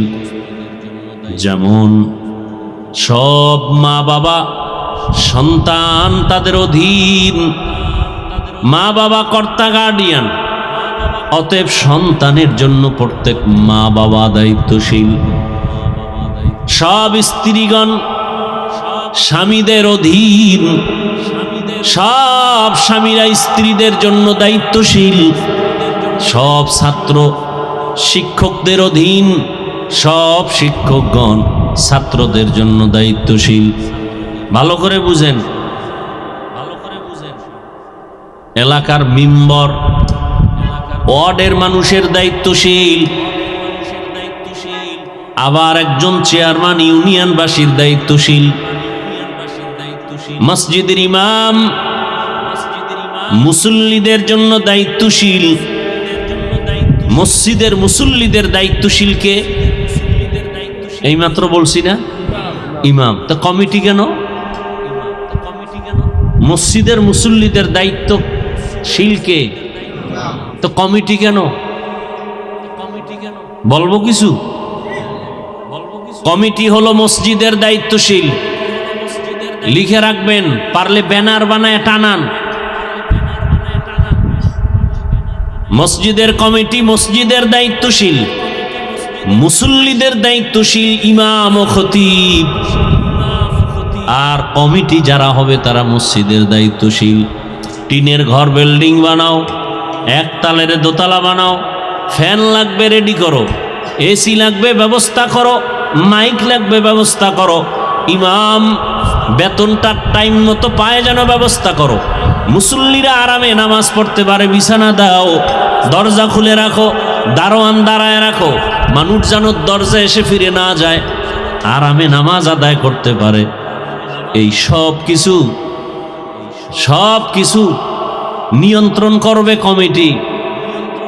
আর মুসল্লিরা কয়টায় নামাজ পড়বে, কয়টায় খুতবা শুনবে, কতক্ষণ আগামীকাল জুমার বয়ান চলবে, ইমাম সাহেব খতিব সাহেব কয়টায় খুতবা শুরু করবেন, মুসল্লিদেরকে বয়ান দিবেন কোন বিষয়ে, আগামীকালের বয়ান কোন বিষয় হবে, কোন আয়াত দিয়া হবে, কোন হাদিস দ্বারা হবে, কোন বিষয় হবে, এই মুসল্লিদের সব মানুষ হিসাবে গড়ার জন্য, মুসল্লিদেরকে দুনিয়া আখেরাতের শান্তির পথ দেখাবে কোরআন হাদিস দিয়া, এই দায়িত্ব সব হলো ইমাম খতিব। এগুলো আছে নাই? সব দায়িত্ব কমিটি লয়ে লইছে, সব দায়িত্ব কমিটি নিয়ে নিছে। ইমামেরাও চালায়, খতিবরাও চালায়, ঢুকায় বের করে, টাইম বান্ধে, বাদ দাও, বয়ান কমাও, সাউন্ড কমাও, বিষয় এটা বাদ দাও, আছে না নাই? এজন্য শান্তিও নাই, শান্তিও নাই, কঠিন হালাত। আর সমাজের সব থেকে হারাম যারা উপার্জন করে এদেরকে আপনারা মুরব্বী বানান, দায়িত্বশীল বানান। মসজিদের মতো দামি জায়গা আর একটা আছে কোথাও? মন্দির। খুব বুঝে শুনে জবাব দেন, মসজিদের মতো দামি কোনো জায়গা আছে? তো সেই জায়গার দায়িত্বে সুদখোর যাবে কেন? ঘুষখোর যাবে কেন? বেনামাজি যাবে কেন? কি আজীব কথা! যিনি সভাপতি হবেন, দায়িত্বশীল হবেন, অন্তত 5 ওয়াক্ত নামাজি হতে হবে, হারামখোর হতে পারে না। মসজিদ নিয়ে রাজনীতি চলবে না, তো রাজনীতির লোক কমিটিতে আসে কেন? কি এখন একদল আসছে তারা আসবে, আবার আর একদল আসবে তারা আসবে, তো রাজনীতি তো এখন মসজিদ নিয়ে বেশি চলে। আল্লাহ হেদায়াত দান করুন।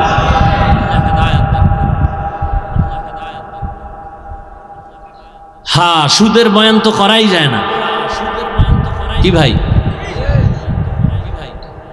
আমি বলবো আমারে ফিরায় কে? কালকে জুমায় বয়ান করুক না কেউ, রাতের বেলা টেলিফোন আসবে, হুজুর 1 মাসের ছুটি। কি 1 মাসের? বলবে কেন? বলে শিয়ালের হাতে মুরগি আমানত। শিয়ালের হাতে মুরগি আমানত দিলে কয়দিন পাবেন? কয়দিন পরে পাবেন? পাবেন? ও তো খেয়ে পেটে কিমা বানায় ফেলবে। শিয়ালের হাতে মুরগি রাখলে যা হয়, সুদখোর ঘুষখোরের হাতে ধর্মের চাবি রাখলে তাই হয়।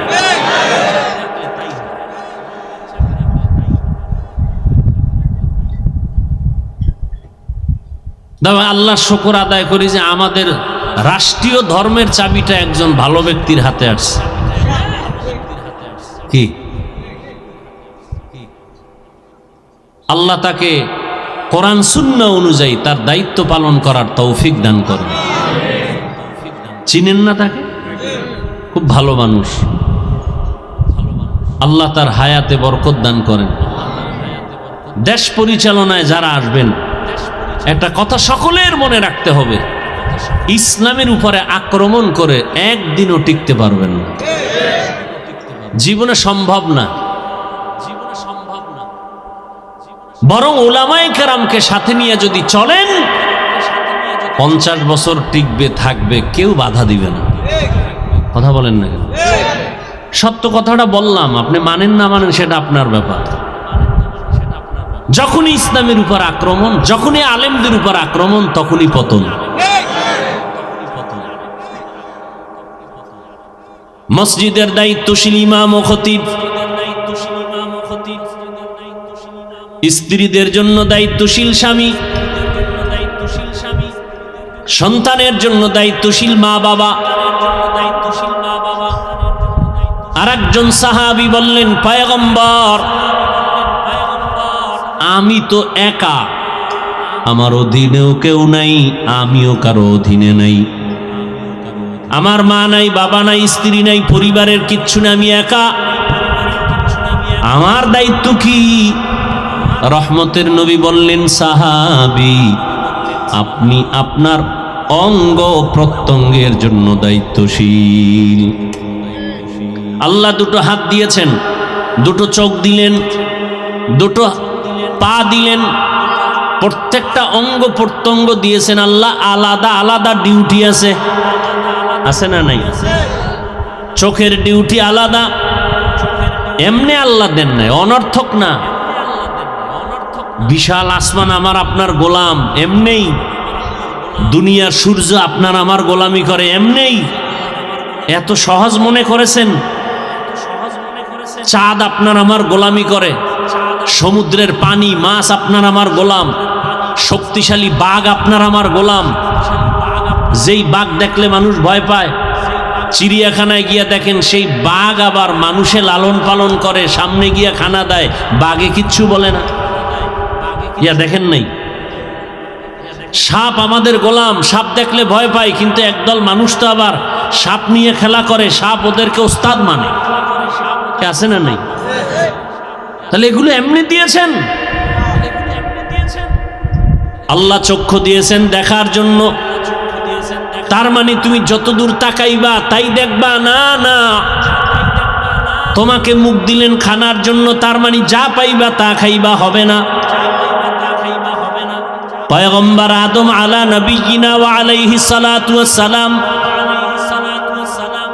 আল্লাহ তাকে বানাইয়া জান্নাতে দিলেন থাকার জন্য। তার স্ত্রী আম্মা জান হাওয়া আলাইহিস সালাম, দুজনকে আল্লাহ বললেন, উসকুন আনতা ওয়া যাওজুকাল জান্নাহ ওয়া কুলা মিনহা রাগাদান হাইসু শি'তুমা ওয়া লা তাকরাবা হাযিহিশ শাজারাতা ফাতাকুনা মিনাজ জালিমিন। ও আদম হাওয়া, জান্নাতে থাকো, মনে যা চায় খাও, কিন্তু সাবধান,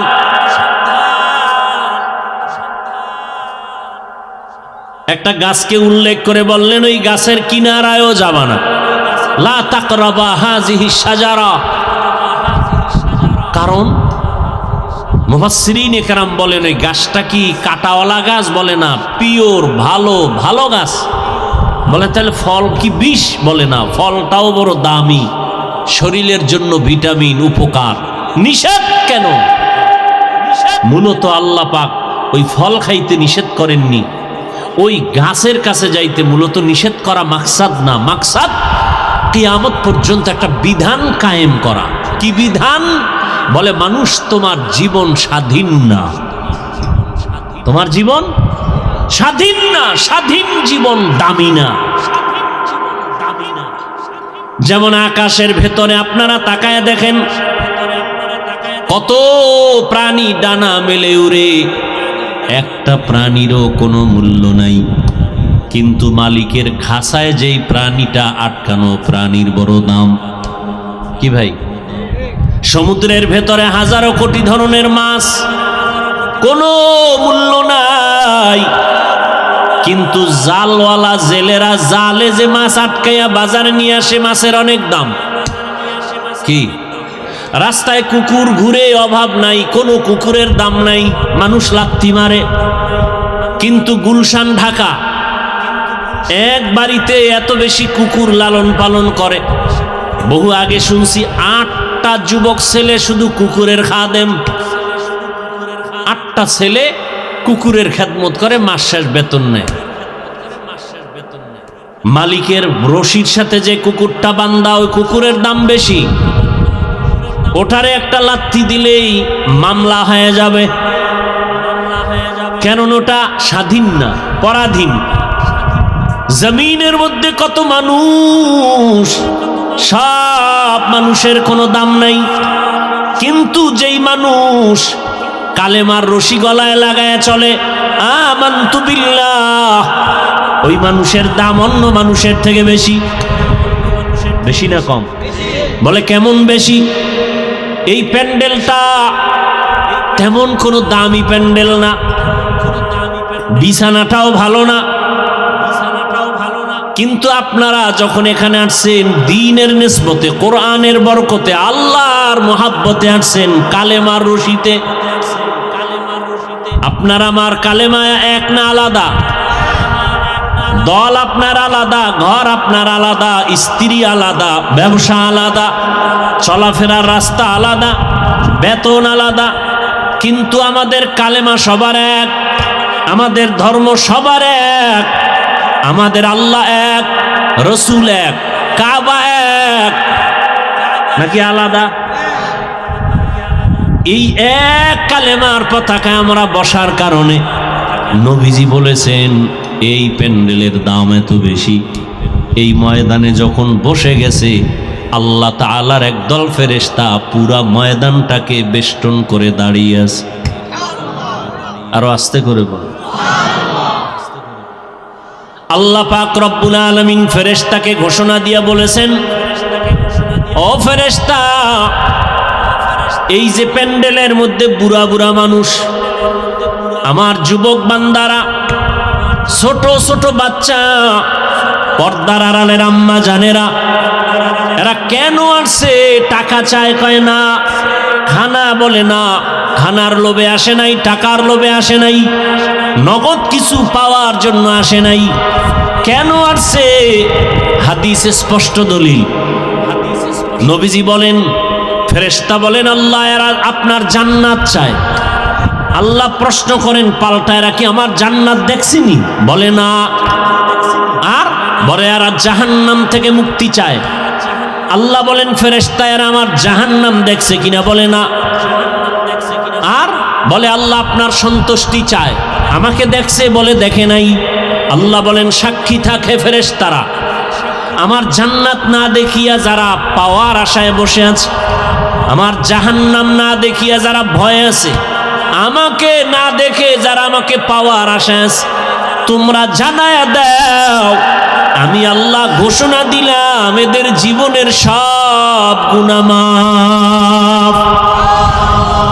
সব গুনাহ আতিনা ফি দারে দুনিয়া না হাসান আতিনা ফি দারে উকবা না হাসান ইয়া গিয়াসাল মুস্তাগীসিন ইহদিনা লফতিখারা بالعلوم والغنا ہر گوری دے نیکو تو تیار ہے جو نہ مانگے اس سے تو بیزار ہے আল্লাহ পাক আদম নবীকে বললেন তোমার এবং তোমার স্ত্রী সহ তোমার আওলাদ যারা আসবে সবার জন্য বিধান কায়েম করে দিলাম কিয়ামত পর্যন্ত যত আদমের সন্তান আসবে এরা কেউ স্বাধীন না, পরাধীন, সীমাবদ্ধ জীবন দিয়া দিলাম। দুইটা পা দিলাম হাঁটার জন্য, তার মানে যেখানে মনে চায় যেখানে হাঁটবা সেখানে যাওয়া হবে না। খবরদার মুখ দিলাম খাওয়ার জন্য, তার মানে যা দেখবা তাই খাইবা হবে না। তোমার বিধান দিয়া দিলাম আমি যেটা খেতে বলেছি তাই খাও, যেটা নিষেধ করেছি তার কাছেও যাওয়া যাবে না। সীমাবদ্ধ। চোখ দিয়া দেখবা তার মানে বেগানা না, আমি যেটা দেখতে বলেছি তাই দেখবা, যেটা নিষেধ করেছি সেখান থেকে চোখ নিচে রাখবা। হাত দিলাম ধরার জন্য, তার মানে তুমি যা সামনে পাইবা তাই ধরবা হবে না। খবরদার আমি আল্লাহ যা ধরার হুকুম দিয়েছি তাই ধরো, তাহলে তোমার লাভ, দুনিয়াতেও লাভ আখিরাতেও লাভ। আমার দেওয়া হাত দিয়া কোরআনটা ধরো সওয়াব, মা বাবার খেদমতে হাত ব্যবহার করো সওয়াব, তোমার ওস্তাদের পেছনে হাতকে ব্যবহার করো খেদমতের জন্য সওয়াব, মানুষের কল্যাণে হাত ব্যবহার করো সওয়াব। কিন্তু হাত দিয়া কারো বিরুদ্ধে কিছু লেখবা না, হাত দিয়া কারো ক্ষতি করবা না কলম দিয়ে, এটা আমার নিষেধ। জবান দিলাম কথা বলার জন্য, তার মানে যা মুখে আসবে তাই বলবা হবে না। কথা বলতে গিয়া সতর্ক, মিথ্যা কথা বলা হারাম। কথা বলো তবে গালি দেওয়া যাবে না, গালি দেওয়া হারাম। জবান দিয়া কথা বলো ঠিক আছে, কিন্তু গীবত করা হারাম। সীমাবদ্ধ জীবন দিয়া দিলাম। আদম আলাইহিস সালামকে বিধান দিলেন মুখ আছে, পেট আছে, ক্ষুধা আছে, তার মানে যা পাবা তাই খাওয়া হবে না, হালালটাকে খাও। আর আমি আল্লাহর বিধানে যেটা হারাম তার থেকে নিজেকে বাঁচাও। قال النبي صلى الله عليه وآله وسلم اتق المحارم تكن أعبد الناس।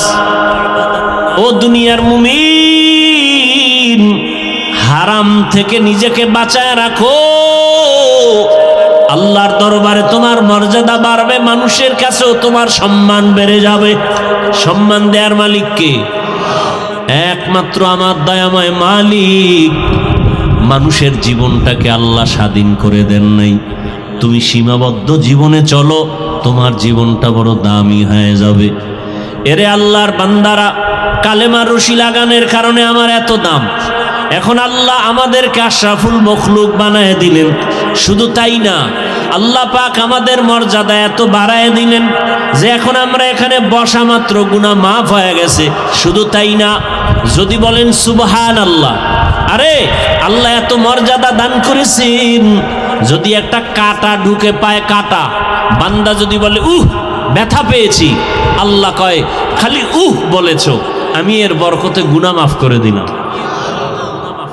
আতিনা ফি দারে দুনিয়া না হাসান আতিনা ফি দারে উকবা না হাসান ইয়া গিয়াসাল মুস্তাগীসিন ইহদিনা লফতিখারা বিল উলুমি ওয়াল গিনা। কষ্ট হইতেছে আপনাদের? আল্লাহ সবাইকে কবুল করেন। যারা দীর্ঘ টাইম বসতে পারবেন না জানেন, ঢুকলেন কেন প্যান্ডেলে? হ্যাঁ, আমাদের ক্ষতি করাটাই কি আপনার কাজ? আল্লাহ আপনাকে আমাদের ক্ষতি করার জন্য পাঠাইছেন? হ্যাঁ, নিজে ভালো কাজ করবেন না, আমরা ভালো কাজ করব তাও করতে দিবেন না। আপনার জীবনটা এত নষ্ট কেন? এখানে তো জোর করে কাউকে বসানো হয়নি, জোর করে আনা হয়েছে। আসিলে স্বাগত পাবে, হেথা পাবে ঠাই, নীরবে আসন নিবা কোনো বাধা নাই। হিন্দু আসবে ওয়েলকাম, না নিষেধ আছে? কোনো বাধা নাই, কিন্তু এসে আমাদের ক্ষতি করবে এটা হতে পারে না। তুমি মুসলমান থাকো, না হয় ভিন্ন লাইনে দৌড়াও, কিন্তু মুসলমানও দাবি করবা আবার বেঈমানের সাথে তাল মিলাবা, এটা তো হতে পারে না, এটা তো মেনে নেওয়া যায় না। খবরদার, কুওয়াতে নেকি না দারি বদমকুন বরওজুদে খদসতম বে হদমকুন হক না দারাত দোস্তে খালকা জারেরা নিস্তে ই খসে দিনদারেরা। তুমি পারলে ভালো কথা বলো, না পারলে চুপ করে বসে থাকো, খারাপ কথা বলো না। পারলে তুমি কারো উপকার করিও, না পারলে তুমি চুপ করে বসে থাকিও, কিন্তু কারো ক্ষতি করিও না। এটাই ওয়াজ, আর ওয়াজ লাগে না, এটি আসল ওয়াজ। পারলে তুমি কারো সুনাম আর প্রশংসা করো, না পারলে চুপ করে থাকো, কারো বদনাম বলিও না। পারলে কারো উপকার করো, না পারলে চুপ থাকো, কিন্তু কারো ক্ষতি করিও না। এর নাম তাকওয়া। কুওয়াতে নে কি না দারি বদমকুন বরওজুদে খদসতম বে হদমকুন হক না দারাত দোস্তে খালকা জারেরা নিস্তে ই খসলত একে দিনদারেরা। কত আল্লাহর বান্দারা এখানে আছেন, কত শিক্ষিত আল্লাহর বান্দা, কত কলিজার যুবকরা বসে আছেন, অথচ আবার কত যুবক মদের আড্ডাখানায় দৌড়ায়, নাচ গানের আড্ডায় দৌড়ায়। কি আজকে না স্বাধীনতা দিবস, 26শে মার্চ? কেউ গান বাজনায় ব্যস্ত, কেউ ঘুরতেছে, ঘুরতে ঘুরতে কেউ মরে যায়। আর এই মানুষগুলো এখানে আসছে, কাউকে টাকা দিয়ে আনা হয় নাই, যার যার ভাড়া দিয়ে আসছে। নাকি টাকা দিছে? এখানে নাস্তারও কোনো আয়োজন নাই, বসার বিছানাটাও ভালো না, এরপরেও মানুষ এসে বসে আছে, নগদ কিছু পাওয়ার আশাও নাই, চুপচাপ বসে আছেন। এগুলো দেখার পরেও কি মুমিন তোমার অন্তরটা নরম হয় না? এতগুলো মানুষ বসে আছে, তুমি কেন উঠে যাও? তোমার অন্তর কেন এত দুর্বল? তুমি কি পারো না সবার সাথে বসে মোনাজাত দিয়া মা বাবার জন্য দোয়া করে, কান্না করে, তওবা করে একসাথে বাড়ি যাবে? কত রাত মোবাইল চালাইলা, গুনাহ করে কাটাইলা। আজকের রাতটা একটু নেক আমলে ময়দানে কাটাও। আল্লাহর কুদরতের ক্যামেরায় ফেরেশতারা ছবি উঠায় নিবেন। কিয়ামতের ময়দানে দেখবেন জীবনের একটা রাত কোরআনের বাগানে বসা। যদি নিয়তটা সহি হয়, হাসরের ময়দানে আমার আল্লাহ এতটুকু কাজের বরকতে জান্নাত দিয়ে দিবেন। আল্লাহ পারেননি? আল্লাহ তো সেই দয়াময়। আমার আল্লাহর মতো দয়াওয়ালা কেউ নাই। বড় বড় বেঈমানকে আল্লাহ পাক জান্নাতের দরজায় নিয়ে নিছেন। আল্লাহ কত বড় দয়াময়। পর্দার আড়ালের আম্মা জানেরা, বোনেরা, মাইকের আওয়াজ শুনতেছেন। আপনার মতো কত মা, কত বোন এই এলাকায় এখনো আছে, 5 ওয়াক্ত নামাজ পড়ে পর্দা করে, আছে না নাই? ভিন্ন মা বোনদের বলি, আপনারা কেন নামাজ পড়তে পারেন না বলেন? কেন আপনারা পর্দা রক্ষা করে চলতে পারেন না রে মা? কেন স্বামীর খেদমতে তার মাল হেফাজত করতে পারেন না বলেন? কয়দিন আর দুনিয়াতে বাঁচবেন? চোখের সামনে প্রতিদিন দেখতেছেন, ওই যে গতকাল বাস পানিতে চলে গেল। কি বাচ্চা আসছে, আইসাকা আমার আম্মু আমাকে ধাক্কা দিয়া বের করে দিছে, কিন্তু আম্মু আসতে পারে নাই। বাচ্চা কাঁদে, আমি কাকে আম্মু বলে ডাকবো? এগুলো দেখে সহ্য করা যায় না রে বাবা। কিসের জন্য পাগল হয়ে দৌড়াইলাম? ওই যে আপনাদের কুমিল্লা এলাকায় ট্রেনের ধাক্কায় বাসে মানুষ মরে গেল, দেখেন নাই? কি দেখছেন? ঈদের জামা কাপড় পরে আছে, দেখেন নাই? ঈদের বাজার জামা কাপড় সব পরে আছে। জামা কাপড় নিয়ে যাবে আনন্দ করতে, কপাল বড় খারাপ। জামা কাপড় রাস্তায় পড়ে রইল, লাশ হয়ে গেল। আনন্দের জায়গায় কান্নার আওয়াজ, কান্নার আওয়াজ।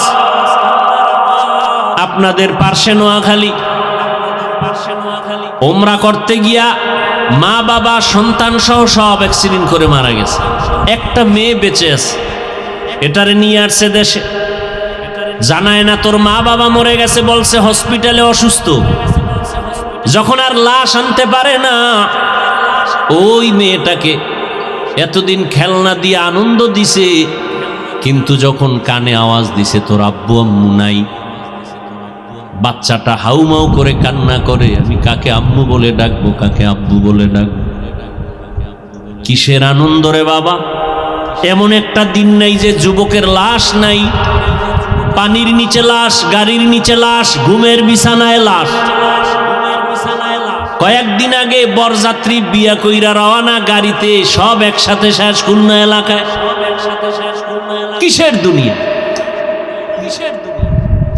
কিসের দুনিয়া? একটু কি চিন্তা করছি কি উপায় হবে আপনার আমার মরণকাল? হে খোদা দয়াময় রব্বুল আলামিন,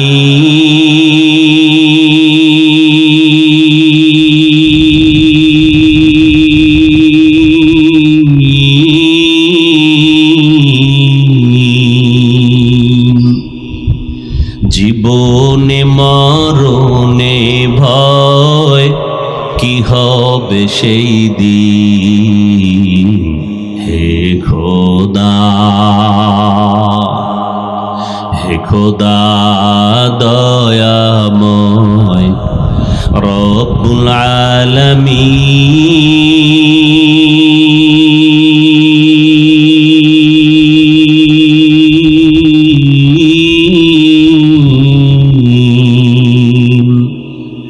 জীবনে মরণে ভয় কি হবে সেই দিন। হে খোদা,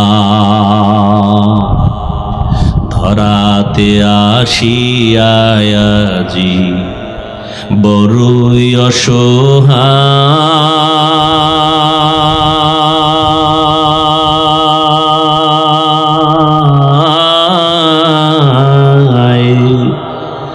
ইহকালের মায়া জালে অন্ধ যে সবাই।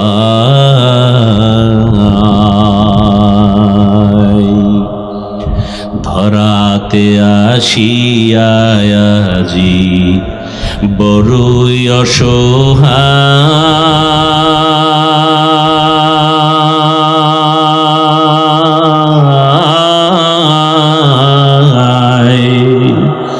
ইহকালের মায়া জালে অন্ধ যে সবাই।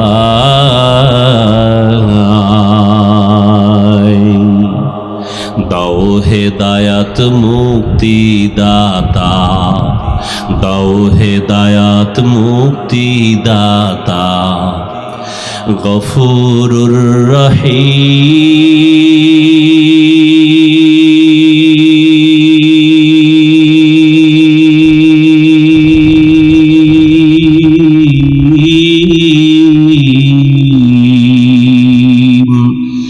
জীবনে মরণে ভয় কি হবে হবে সেই দিন।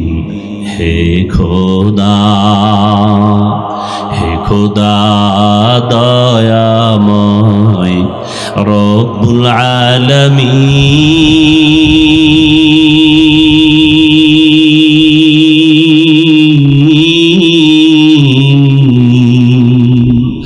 জীবনে মরণে ভয়, কি হবে সেই দিন।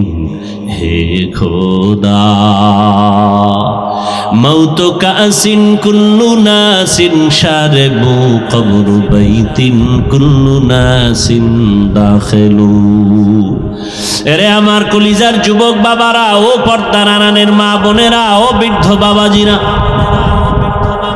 এতক্ষণ আমি বয়ান শুনাইতেছি রে যুবক। শুরুতেই বলেছিলাম আমাদের আল্লাহ এক, নবী এক, কোরআন এক, কাবা এক, ধর্ম এক, কালেমা এক। কিন্তু আমাদের চলাফেরার মধ্যে এত দূরত্ব কেন, ব্যবধান কেন, পোশাক কেন আলাদা? আমাদের আল্লাহ এক, নবী এক, কালেমা এক, ধর্ম এক, কাবা এক, পোশাকও তো এক হবে। অথচ কেমন আমি টুপি খুলতে গেলে লজ্জা পাই, আর তুমি রসুলের আশেক হইয়া টুপি মাথায় দিতে গেলে লজ্জা পাও। জানি না তুমি কোন জগতের মুসলমান। আমি দাড়ি কাটতে গেলে লজ্জা পাই, তুমি দাড়ি রাখতে গেলে লজ্জা পাও। জানি না তুমি কোন জগতের মুসলমান। আমি মসজিদে না ঢুকলে লজ্জা, তুমি কেমন মুসলমান যে মসজিদে ঢুকতে গেলে লজ্জা। আমি নামাজ না পড়লে লজ্জা, তুমি কেমন মুসলমান যে নামাজ পড়তে গেলে লজ্জা। আমি পর্দা না করলে লজ্জা পাই, তুমি কেমন মুসলমান যে পর্দা করতে গেলে লজ্জা পাও। একই আল্লাহর বান্দা, একই নবীর উম্মত, এক কোরআন, এক হাদিস, এক কাবা, এক কালেমা, এক ধর্ম। এরপরেও টুপির বয়ান দেওয়া লাগে আলাদা। আবার নামাজের বয়ান দিতে হয়, পাও ধরে ধরে ধরে ধরে বুঝাই। হিন্দুদের যদি বুঝাইতাম ওরা মদিনার আশেক হয়ে যেত, খ্রিস্টানকে যদি পাও হাত দিয়া বুঝাইতাম ওরা আশেক হয়ে যেত। কিন্তু হলো কি আজ বুঝলাম না, এক আল্লাহর গোলাম হওয়ার পরেও কেন এক মসজিদে এক জামাতে আমরা হাজির হতে পারি না? এক নবীর উম্মত হইয়াও কেন এক পোশাকে চলতে পারি না? টুপি মাথায় দিতে বাধা কেন? দাড়ি রাখতে বাধা কেন? পর্দা করতে বাধা কেন? তবে এই বাহাদুরি কেন রে বাবা? কিসের আশা? টাকা পয়সা দুনিয়া কই? টাকাওয়ালার টাকা আছে, টাকাওয়ালা মরে গেছে। যমুনা গ্রুপের মালিক করোনায় মারা গেল, কিচ্ছু নিয়ে যেতে পারে নাই, 3টা সাদা কাপড়। করোনায় পড়িয়া কোটি কোটি টাকা দিতে চাইলো ডাক্তারকে সিঙ্গাপুরে নেওয়ার জন্য। আমার প্রাণটা ভিক্ষা দাও। কোটি কোটি হাজার কোটি টাকা দিয়েও প্রাণ আর ফেরত পায় নাই। ও যুবক, তার মানে আমি এটা বুঝাতে চাই না এলাকার সব যুবকেরা আমাদের মতো হুজুর হয়ে পাগড়ি লাগাও, তা বলতে চাই না। আমি তাবলীগের সন্তান, তার মানে তোমরাও সব তাবলীগে যাও, না হয় জাহান্নামে যাইবা, তাও বলবো না। আমি কওমি মাদ্রাসার সন্তান, তোমরাও কওমি মাদ্রাসায় যাও, স্কুলে তালা লাগাও, তাও বলতে চাই না। বরং আমি বলতে চাই তুমি স্কুলে পড়ো, কলেজে পড়ো, চাকরি করো, ব্যবসা করো, বাধা নাই। ওখানে থেকে তুমি মদিনার আদর্শ অনুযায়ী চলো। ওখানে থেকেই তুমি ডাক্তার হও, ইঞ্জিনিয়ার হও, তুমি প্রফেসর হও, তুমি ওসি ডিসি এসপি হও, বাধা নাই। বরং আমি দিল খুলে দোয়া করে গেলাম তুমি ওখানে থেকে ডাক্তার হও, নবীর আদর্শ মতো চলো, কোনো বাধা নাই।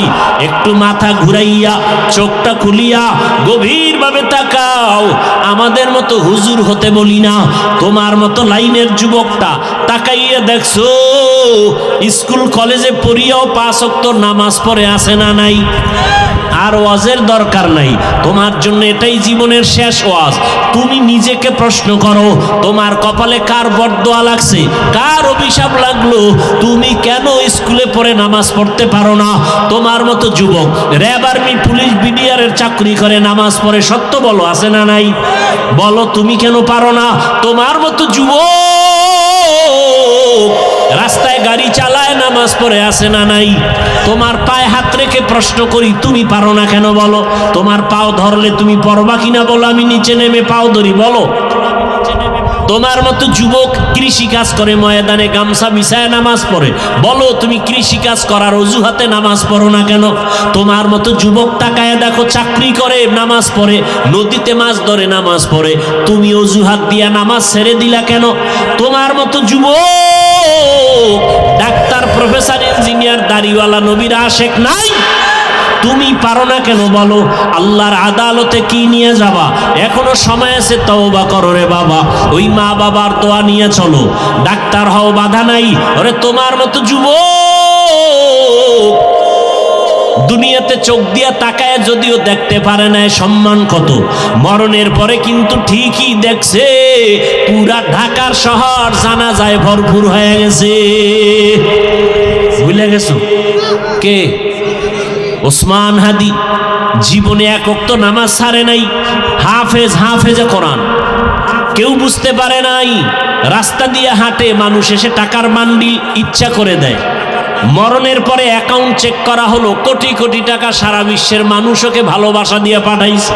আর তোর চরিত্র কত খারাপ, মোবাইলে সারা রাত গুনাহ করবি, এমবি ভরার জন্য মায়ের টাকা চুরি করে রে কপাল পোড়া, বাবার টাকা চুরি করো। আর হাদির মতো সন্তান যদি হইতি, টাকাওয়ালা তোর পেছনে আসতো।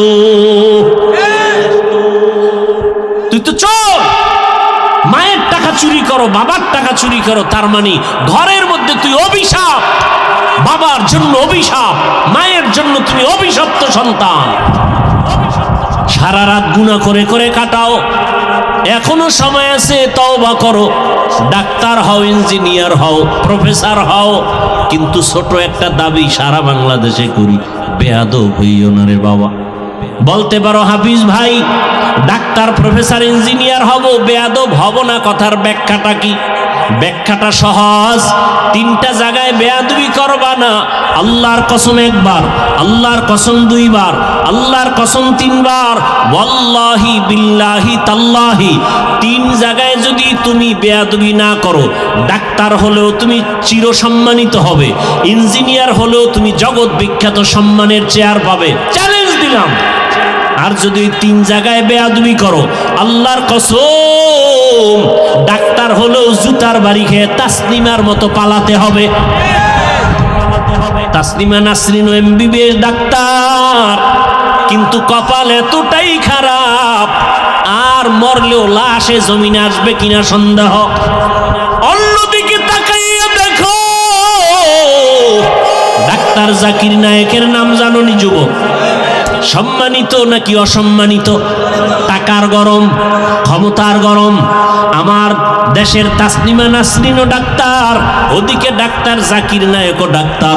ডাক্তার জাকির নায়েকের জন্য গোটা দেশ, গোটা দুনিয়াবাসী পাগল। টাকার গরমে না, ক্ষমতার পাওয়ারে না, একমাত্র আদওয়ালা রসুলের আদর্শের কারণ। আর কেমনে বুঝাইলে সঠিক পথে আসবা বলো? এরপর তো বললাম পাও ধরলে আসবা, বলো নিচে নেমে আসি, পাও ধরি। তারপরে বলছি যুবক, কয়দিন আর গুনাহ করবি? মানুষের মনে শখ থাকে, সিনেমা হলের মধ্যে গেলে কি না জানি মজা, পার্কে পার্কে গেলে কি না জানি মজা। মনের শখে কম তো যাও না, এবার পায়ে হাত রেখে বলি তওবা করে ফিরে যাও। মনের শখে দাড়ি কাটছো, কি জানি মজা, এবার হাতে পায়ে অনুরোধ করে ধরে বলি এবার তওবা করো। মনে শখ লাগছে নারীদের নাচ গান দেখবা, মজা, মনের শখ মিটায় নাচ গান করছো, এবার ফিরে যাও, তওবা করো। আগামীকাল বেঁচে থাকার গ্যারান্টি আছে? আগামীকাল বেঁচে থাকার গ্যারান্টি নাই। নিজেরাই তো মিডিয়ায় তাকায় দেখো, এমন একটা দিন নাই যে মরণের খবর আর কান্নার আওয়াজ নাই। ওদের দিকে তাকাইয়াও কি তোমার দিল নরম হয় না? ওরে ঘুমের মধ্যেও কি মরণ হতে পারে না? পারে না? এরে যুবক, ওই তিন জায়গার দোয়া নিয়ে আগাও। এক নাম্বার জায়গা মা বাবা, দুই নাম্বার জায়গা শিক্ষক, তৃতীয় জায়গা উলামায়ে কেরাম। এই তিন জায়গার দোয়া নিবা, কসম আল্লাহর, জীবনটা ধন্য হবে। ডাক্তার হলো, প্রফেসর হলো, ইঞ্জিনিয়ার হলো, এমপি হলো। আর এই তিন জায়গায় যদি বেয়াদবি করো, ডাক্তার হলেও জুতার বাড়ি, ইঞ্জিনিয়ার হলেও জুতার বাড়ি। মা বাবার দোয়া নিয়ে চলো, শিক্ষকের দোয়া নিয়ে চলো, ওলামায়ে কেরামের দোয়া নিয়ে সামনে আগাও। অনুরোধ, যদি অজান্তে কোনো বেয়াদবি হইয়াই যায়, মায়ের কাছে গিয়া ক্ষমা চাও, বাবার কাছে গিয়া ক্ষমা চাও। শিক্ষকের সাথে যদি গোপনে বেয়াদবি হইয়াই থাকে অজান্তে, গোপনে গিয়া ক্ষমা চাইও, আল্লাহ তোমার মর্যাদা বাড়ায় দিবেন। ওলামায়ে কেরামের সাথে যদি দূরে থাকিয়া বা কাছে বসে অজান্তে বেয়াদবি করিয়াও থাকো, গোপনে গিয়া ক্ষমা চাইও, কপাল খুলে যাবে। ও আমার যুবক, মা বাবার দোয়া ছাড়া সফলতা আসবে না কসম আল্লাহর। শিক্ষকের দোয়া ছাড়া লেখাপড়ায় কামিয়াবি আসবে না আল্লাহর কসম। যারা শিক্ষকের সাথে বেয়াদবি করেছে তারা রাস্তায় পাগল হয়ে ঘুরতেছে। বহু যুবকের দেখছি ল্যাংটা পাগল, কিন্তু ইংলিশে কথা কয়। আমি দেখছি বিষয়টা কি, ভালো ছাত্র ছিল, বেয়াদবি করে বদদোয়া নিয়ে পাগল হয়ে গেছে। বহু যুবক দেখছি রাস্তায় পাগল হয়ে ঘুরে আরবিতে কথা বলে। ভেবে দেখলাম কারণটা কি, মাদ্রাসার ভালো ছাত্র ছিল, বেয়াদবি করার কারণে বদদোয়া লাগছে, পাগল হয়ে গেছে। অনুরোধ, আলেম ওলামার বদদোয়া নিলে কপাল নষ্ট হয়ে যাবে, চরিত্র আর ভালো হবে না। ও পর্দার আড়ালের আম্মা জানেরা, আপনাদের সন্তানটা ডাক্তার হবে, কোরআন পড়বে, রুগী দেখবে, নামাজ পড়বে, মা বাবার জন্য দোয়া করবে। মনটা কি চায় না এমন একটা সন্তানের মা হয়ে কবরে যাবেন? আপনারা নবী না, নবীদের মায়ের মতোই তো দামি মা। আপনারা তো হাফেজে কোরআনের মায়ের মতো দামি মা। এরে আম্মা যান, সন্তানটাকে ইঞ্জিনিয়ার বানাবেন, কোরআন পড়ায় দেন, আদবালা বানায় যান, আপনার জীবনটাও সুনামের হবে। সন্তানও আজীবন দোয়া করবে, এক সময় মনে মনে বলবে আমার মা বাবা এত ভালো, আমার আব্বা আম্মার কারণে আমি ভালো রাস্তায় চলি। আজকে স্কুলে কলেজে পড়িয়াও একটা মিথ্যা বলি না। আমার আব্বা আম্মার আদর্শ ভালো ছিল, আমার মা বাবা কখনো মোবাইলে গুনাহ করে নাই, আমার মা বাবা পরস্পরে ঝগড়া করে নাই, আমার মা বাবা কখনো তর্ক বিতর্ক করে নাই, সময় নষ্ট করে নাই, নামাজ বন্ধ করে নাই, আজান হলে নামাজে দাঁড়ায় যাইতো। আম্মা জানেরা, ভালো একটা আদর্শ সন্তান রেখে গেলে আজীবন সন্তান কথা বলবে, মনে করবে, কলিজা ভরে দোয়া করবে। আর যদি আপনাদের আদর্শ খারাপ হয়ে যায়, সন্তানটা এক সময় খারাপ হয়ে নিজেরা বদদোয়া দিবে, ধিক্কার দিবে, আর বলবে আমার মা বাবার আদর্শ ভালো ছিল না, মা বাবা সারা দিন রাত ঝগড়া করতো, গালাগালি করতো, আমি কেমনে ভালো হব? আমার মা বাবার আদর্শের কারণে আমি খারাপ হয়ে গেলাম। আমার মা বাবা মোবাইল নিয়ে পড়ে থাকতো, আমার আব্বা বেগানার দিয়ে তাকাইতো, আমার আম্মা বেগানার সাথে মোবাইলে কথা বলতো, আমার মা বাবা নামাজের ধারেও যেত না। আজ আমার মা বাবার কারণে আমি ভালো হতে পারি নাই। অতএব আমি মা বাবাদেরকে অনুরোধ করি, এখনো সময় আছে, তওবা করেন, আল্লাহর কাছে দোয়া করেন, চোখের পানি ছেড়ে সন্তানটাকে বুঝাইয়া দিনের পথে রাখেন। ডাক্তার হলেও যেন নামাজ ছেড়ে না দেয়, ইঞ্জিনিয়ার হবে, নামাজ ছাড়বে না, কোরআন তেলাওয়াত ছাড়বে না, এমন একটা সন্তান তৈরি করার জন্য রেডি হয়ে যান। মায়ের দোয়ার সে আজিমে যাইতে দেরি হবে না। যুবকদেরও বলি, এখনো সময় আছে, দোয়া নিয়ে আগাও, মা বাবার দোয়া নাও, বাবার দোয়া আল্লাহর আদালতে চলে যাবে। অন্যায় যদি করে থাকো, ওই মা বাবা তোমার কেমন বড় ছায়া, কেমন বড় সম্পদ, এটা মরে গেলে তুমি বুঝবা, তখন আফসুস করেও লাভ হবে না। ওরে যার মা নাই, যার বাবা নাই, সে বুঝে মা বাবা কেমন সম্পদ, কেমন রত্ন। যার মা নাই, বাবা নাই, দোয়ার দরজাগুলো বন্ধ হয়ে গেছে, আর যার মা বাবা আছে তার দোয়ার দরজা খোলা আছে। বাসায় যাইয়া আল্লাহর কাছে তওবা করে যাও, মনে মনে আমার আল্লাহকে ডাকো, আর জীবনে নামাজ ছাড়বা না, দাড়ি কাটবা না, বেপরদায় চলবা না, মা বাবার সাথে বেয়াদবি করবা না, ওলামায়ে কেরামের দোয়া নিয়া, পরামর্শ নিয়া, শিক্ষকের দোয়া নিয়া, নবীর আদর্শ মেনে চলবা। ঘরে গিয়া মায়ের দোয়া নিয়া চলবা। মাকে গিয়া যদি বলো মা জীবনে কত বেয়াদবি করেছি, আজকে ওয়াজের প্যান্ডেলে কত যুবক তওবা করলো, মোনাজাতে কান্না করলো, ও মা আমার চোখে কেন পানি নাই, গুনার কারণে আল্লাহ বেজার হয়ে গেছে, আজকে তোমার কাছে ক্ষমা চাই, তুমি আমার মাথায় হাত দিয়া দোয়া করে দাও, আর বেয়াদবি করব না, মা তুমি আমাকে মাফ করে দাও। যদি মাকে বলতে পারো, দেখবা মায়ের চোখে পানি চলে আসবে। মা মাথায় হাত দিয়া বলবে, ও আরশে আজিমের মালিক, আমার কলিজার সন্তানটাকে তুমি মাফ করে দাও, কবুল করে নাও।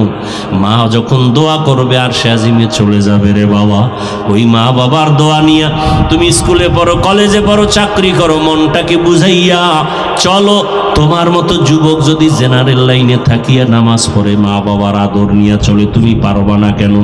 এখনো সময় আছে, যদি শয়তানের ধোঁকা থেকে বাঁচিয়া এখনো তওবা করতে পারো, নাজাতের দরজা খুলে যাবে। এখনো যদি তওবার নিয়ত করতে পারো খাঁটিভাবে, জানি না কার কপাল খুলবে কার কপাল পুরবে জানা নাই। যার কপাল চায় তওবার জন্য তৈয়ার, আর মরিয়া গেলে নামাজ ছাড়বা না, দাড়ি কাটবা না, বেপরদায় চলবা না, মা বাবার দোয়া, শিক্ষকের দোয়া, উলামায়ে কেরামের দোয়া নিয়া নবীর আদর্শ মেনে চলবা। তওবা করার মতো যদি অন্তর তৈরি হয়, মুনাফিকি যদি না থাকে, খাঁটি তওবার নিয়ত যাদের আছে, দুটো হাত আমার আল্লাহকে দেখায় দাও। আয় আল্লাহ, হাতগুলো কবুল করে নেন, তওবা কবুল করে নেন, তওবার উপরে মজবুত হইয়া চলার মতো তৌফিক দান করেন, আমিন।